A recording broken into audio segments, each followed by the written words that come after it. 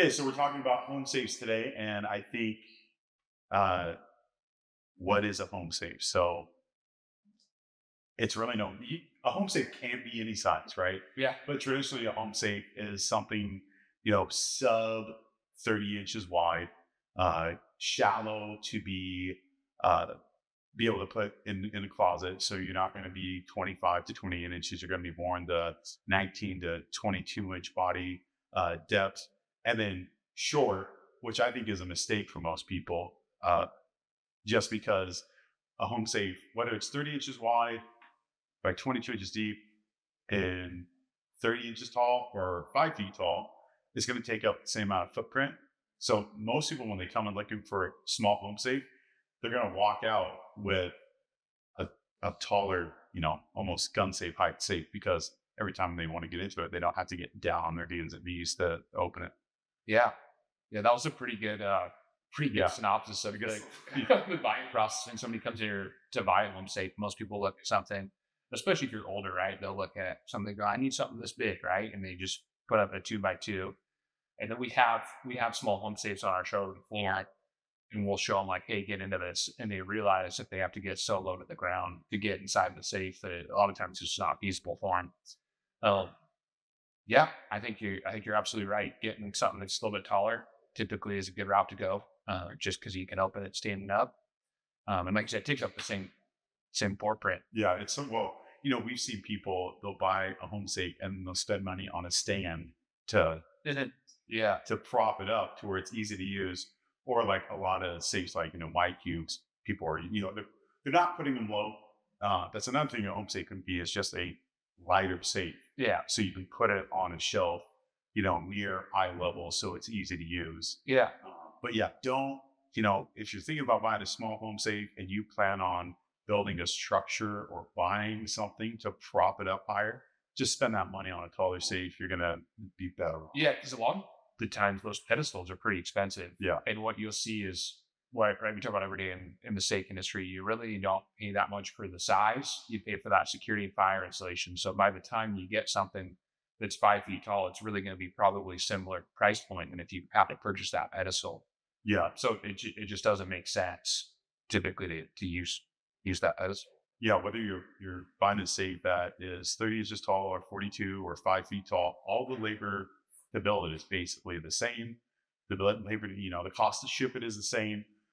You have a little bit of material costs, and that's it. Yeah, So sometimes people could kind of be set back, when they walk in and they're used to seeing cheap gun safes everywhere for $5.99, and most of your home safes, though, decent ones.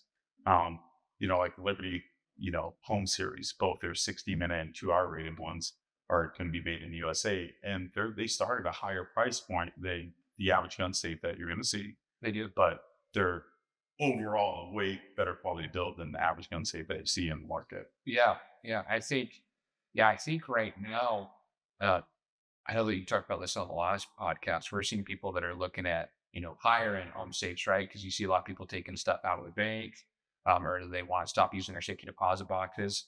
So now we've seen the transition to in even, higher end security home safes or Fort Knox's people buying, because you can switch up stuff to, have concrete insulated home safes. You can have ballistic steel, stainless steel home safes. So that's been a good route to see people start to invest into a higher end home safe as well. So when someone comes in, what's the three safes usually you're showing them, good, better, best? Depending on what they're storing, typically I'll start them out with a Liberty home safe, because that's kind of one of the lighter weight safes that we have on the floor, just their traditional Liberty home safe, and then I'll show them, really that premium home, another safe from Liberty, and then I show them the difference that American Security makes with having a plate steel door, and then having concrete insulated, and then if that doesn't seem like enough, then we have a TL rated safe right there that we can show them, and then show them Fort Knox along with that TL rated safe if they still want something that's pretty, right? Yeah. Just because you can see, you can get a Fort Knox that's built pretty similar to a lot of commercial safes. If you add the extra layers of steel and things to it, you spend more money on it than you would a traditional TL rated safe, but it's going to be more of a showpiece than if you just go with a traditional TL rated safe. Yeah, well, and the size too, because we do have a little TL30 in the home safe area, but it sticks out like a sore thumb. It does, yeah. Because it's just all commercial safes are so deep, and that's part in how they're insulated. But then also they're not made for the residential market. They're made first and foremost for the commercial market. Yeah. So the sizes are based kind of around that. So they just are depths that don't work for most consumers that want to put this in a closet. But a lot of people want the most security and fire protection possible, and that's what those safes represent. But yeah, Fort Knox, with the multiple AR-500 liners, you can actually build one out that's closet depth and friendly and looks nice, but it's still going to be a step above, multiple steps above when it comes to security cutting than the average home safe that you see out there. Yeah, I think if you're storing true value, yeah, going to and you want something customizable, going to a Fort Knox or having us do a custom interior inside of a commercial safe is really the best route to go. You can do cabinet interiors, you can do wash binders, you have all the power there. So yeah, I think it's probably the best option if you're storing real value. But if you're just looking at something with great fire insulation, above average fire insulation, American Security has some small little fire safes. They're lightweight in terms of security, but if it's just that fire insulation you're looking at, I mean, you get a UL-listed fire rating on those little FSs. Yeah, FS, the BFS. The BFS 912 is one of my favorite little safes.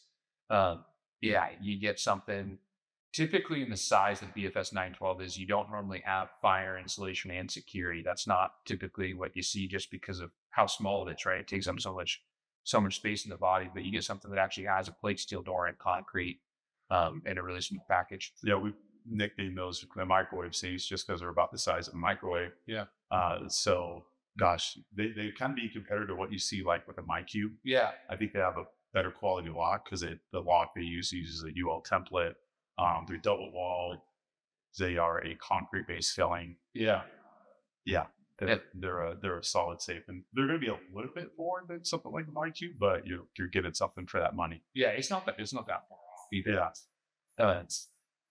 Yeah. Well, just the service part of the lock, like the fact that you have a serviceable lock makes a big difference, and the service, the lifetime of the product. Yeah. Well, that wraps up home safes. Thanks for joining us on the Safe Space podcast.